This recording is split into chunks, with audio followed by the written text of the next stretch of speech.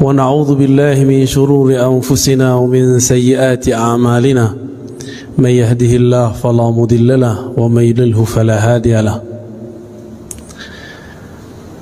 نشهدكم بأن لا إله إلا الله وحده لا شريك له وأن محمدا عبده ورسوله اللهم صل وسلم وبارك عليه أما بعد أوصيني وإياكم أيها المسلمون بتقوى الله فقد فاز المتقون فقد قال عز من قائل يا أيها الذين آمنوا اتقوا الله حق تقاته ولا تموتن إلا وأنتم مسلمون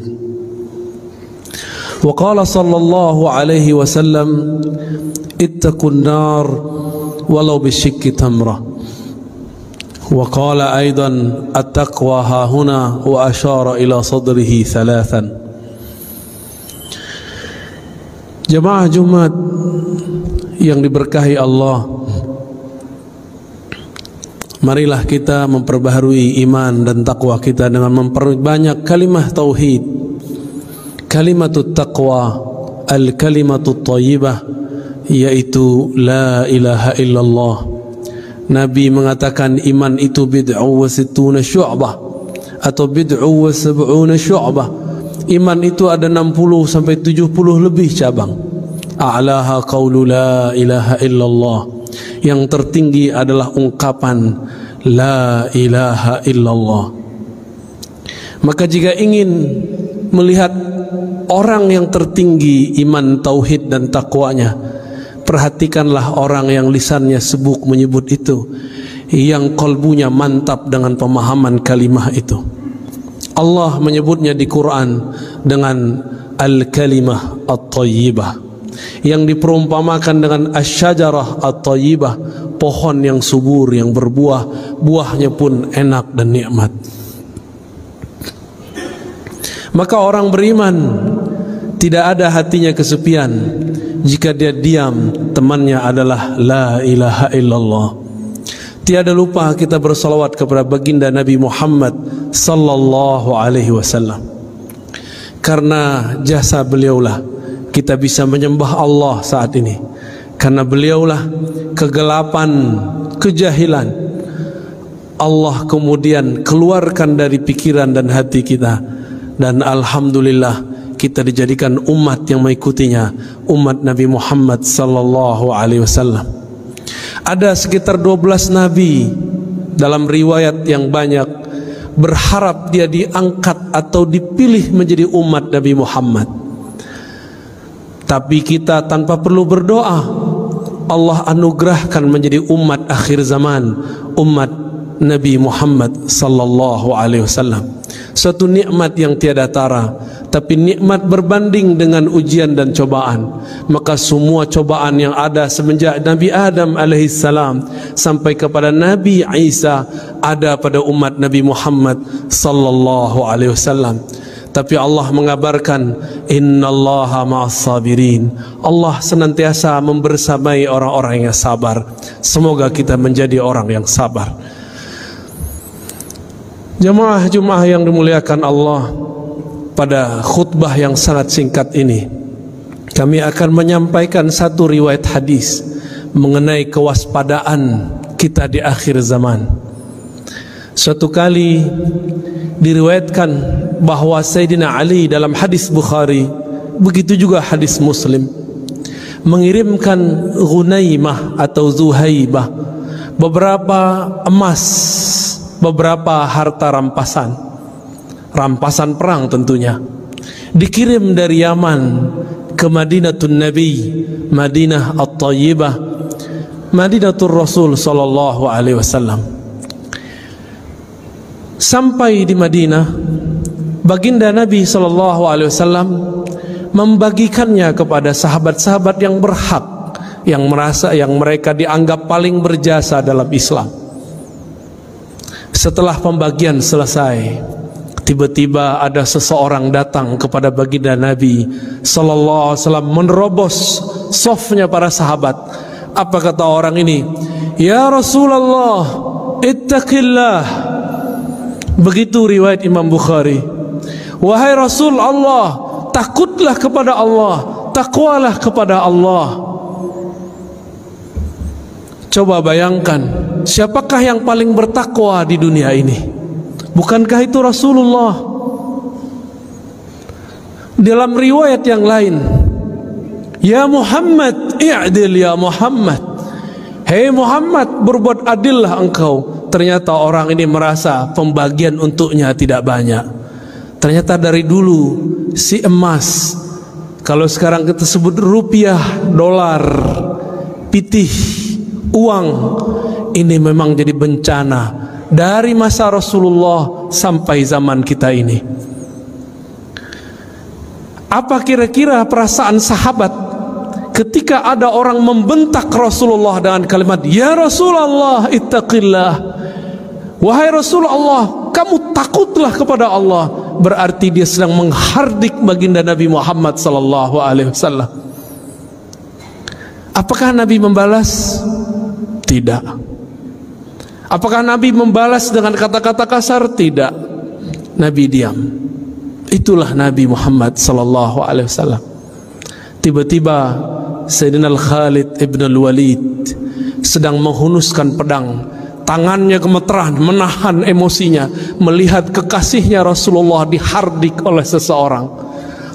Apa kata Khalid? Wahai baginda, izinkan aku untuk menebas lehernya. Apa kata Nabi SAW? Nabi dihina tapi beliau tidak membalas menghina. Apa kata beliau? Biarkan dia, mungkin dia masih sholat. Wahai Rasulullah, dia tidak sholat dengan hatinya, hatinya busuk wahai Rasulullah. Apa kata Nabi kepada Khalid? Wahai Khalid, aku tidak diperintahkan an unaqiba ma fi sudurin nas. Aku tidak diperintahkan sama sekali untuk mencari tahu isi hati manusia. Tidak jadi juri hati orang, niat orang. Akhirnya Khalid langsung memasukkan pedangnya yang tadi sudah hampir terbang melayang, membunuh orang yang kurang ajar kepada baginda Nabi sallallahu alaihi wasallam. Lihatlah akhlak beliau, dicaci, dihina, biasa saja, tidak balas menghardik, diam, dibiarkan. Kenapa? Ternyata di saat itu beliau dapat wahyu. Apa isi wahyunya? Beliau mengatakan, saya khuruj min di'di hadzal rajul, akan keluar dari generasi laki-laki tadi yang menghardik baginda Nabi sallallahu alaihi wasallam, qaumun yatluna ayatillah, sekelompok orang yang mereka fasih baca ayat Allah, yatluna ayatillahi ratbah, baca ayat Allahnya sangat fasih, hafalannya ratbah, sangat banyak dan lancar. Tetapi Al-Quran yang dia baca tidak tembus kepada kerongkongannya, apalagi ke dalam kolbunya. Tapi kemudian Nabi bersabda, inilah kalam yang sangat berbahaya. Inilah kalam yang disimpan Nabi. فَإِذَا لَقِيتُمُوهُمْ فَاقْتُلُوهُمْ, jika engkau bertemu mereka. Inilah yang sulit diterjemahkan. Apa terjemahan faqtuluhum? Apakah diartikan membunuh atau diartikan memerangi? Ulama kita memilih untuk zaman sekarang diartikan, maka faqtuluhum bimakna faqatiluhum, maka perangi mereka. Dengan cara apa? Dengan cara mereka memerangi kita. Jika mereka memerangi kita dengan cara opini, perang lawan opini. Jika mereka mulai mengganggu ketenangan hidup kita secara keamanan, barulah kita angkat senjata berjihad fisabilillah. Apa yang menyeramkan dari kalimat tadi? Bukan kalimat faqtuluhum semata, tapi yang membuat kita sedikit agak bingung. Sebenarnya tidak bingung. Apa itu? Orang ini yang disuruh Rasulullah untuk diperangi, ternyata mereka hafal ayat Allah, lancar baca kitabullah, tapi kitabullahnya tidak tembus sampai kepada kolbunya. Apa media supaya banyak orang baca ayat-ayat Allah? Tentu ada ma'had tahfiz, rumah-rumah tahfiz. Maka di akhir zaman ini banyaklah rumah tahfiz. Ternyata inilah maksud Rasulullah. Nanti di akhir zaman kalian akan menemukan banyak rumah-rumah tahfiz. Apakah semuanya salah? Belum tentu. Semuanya benar? Belum tentu. Jika bersumber pemahamannya seirama pemahamannya dengan orang ini yang dia merasa suci, bahkan berani mengkritik baginda Rasulullah. Rasulullah sudah wafat. Kalau zaman sekarang mereka berani su'ul adab kepada para guru, para masyayikh, kita boleh menasihati orang, tapi jangan menghardik orang. Orang-orang ini menjadikan ayat sebagai alat untuk menghardik. Lafaznya sama dari dulu sampai sekarang. Orang-orang ini pasti kalimatnya ittaqillah, bertakwalah kepada Allah, seakan-akan dia paling bertakwa di alam semesta. Jemaah Jumat yang dimuliakan Allah, maka rumah tahfiz yang kita bina, ma'had tahfiz yang kita punya, yang kita wakafkan, harus betul-betul dijaga. Jangan sampai kesusupan pemahaman pengikut orang yang ini. Mohon kita semua menjadi pengawas lembaga-lembaga wakaf. Mohon kita menjadi semua pengawas rumah-rumah tahfiz. Apakah ini mengajarkan kurang ajar kepada Rasulullah, kurang ajar kepada pewaris Rasulullah, atau mereka yang mengajarkan cinta kasih, adab kepada wali Allah? Bapak, saudara, sahabat jamaah Jumat yang dimuliakan Allah, berdasarkan hadis ini, ulama-ulama kita sekarang mulai kebangkitan, mulai sadar. Kita mesti bersanad, mesti bersilsilah, mesti berguru dalam ilmu apa saja. Bagian akhir yang kamu sampaikan, ketika awal abad kedua, Al-Imam Muhammad ibn Sirin, seorang tabi'in, bertemu sahabat-sahabat Rasulullah. Ketika banyak orang hafal Quran dan Sunnah, tapi pemahamannya tidak sesuai dengan yang dihafalnya, maka beliau mengatakan, فَإِذَا ظَهَرَتِ الْفِتْنَةِ, ketika kekacauan sudah mulai muncul, maka kami bertanya, سَمُّوا لَنَا رِجَالَكُمْ. Begitu diriwayatkan oleh Imam Muslim. Wahai para penceramah, wahai para ustadz, wahai para hafiz, wahai para da'i, wahai para guru, sammu lana rijalakum, wahai teman-temanku yang hijrah, wahai teman-temanku yang belajar Islam, sammu lana rijalakum, sebutkan siapa gurumu, siapa sanadmu yang menghubungkan engkau kepada Rasulullah sallallahu alaihi wasallam. Inilah pentingnya berguru. Berguru itu adalah jaminan kesahihan. Imam Bukhari berguru hampir 2000, Imam Abu Hanifah bahkan 4000, Imam Ibnu Hibban bahkan 2000. Kita baru berguru 1-2 guru sudah berani memfotnis orang yang berbeda. Betapa naifnya diri ini, betapa kelirunya kita, berapa emosionalnya kita beragama. Maka jemaah Jumat yang dimuliakan Allah, semoga di antara kita ada yang tersentuh hatinya, mulai hati-hati dengan proyek-proyek tahfiz Quran. Mari awasi, jika kita bagian dari orang yang mengikuti dan mengajarkan tahfiz Quran, mari menjemput pemahaman Al-Quran dari ahlinya. Fas'alu ahla dzikri in kuntum la ta'lamun. Ambillah ilmu, tanyalah ilmu kepada ahlinya jika kamu tidak tahu. Ilmu menghafal beda dengan ilmu memahami yang dihafal.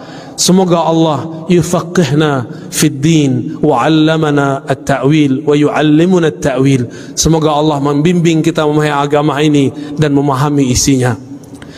Nasallallahu yubarika lana wa lisairil muslimina wal muslimat, wa nas'alullaha as-sattar al-ghaffar al-ghafur ay yaghfira lana wa yasturana bi sitrihil jamil wa yuzayyinana bi sitrihil jalal. ونسأل الله التوبة والمغفرة استغفروا أيها المسلمون فإنه كان غفارا.